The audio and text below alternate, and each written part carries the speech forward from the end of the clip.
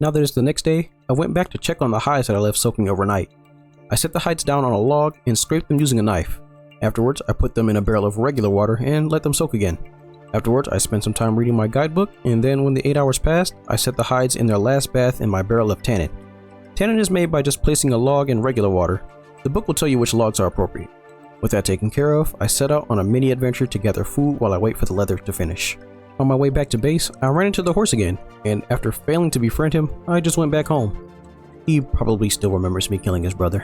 When I made it back, my leather was done, and I used it to create a bellows. This item allows us to increase the standard burn temperature of my fires, which will be useful for metalworking later on.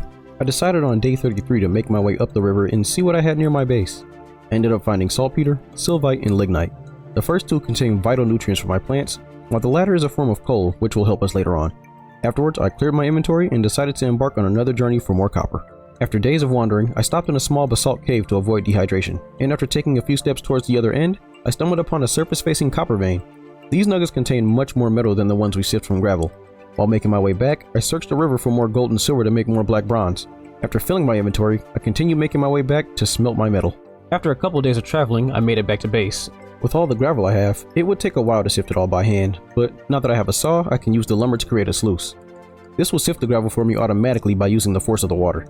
After placing it in what I think is a secure location and ensuring that the water is flowing through it, I drop the gravel in and wait for it to finish sifting.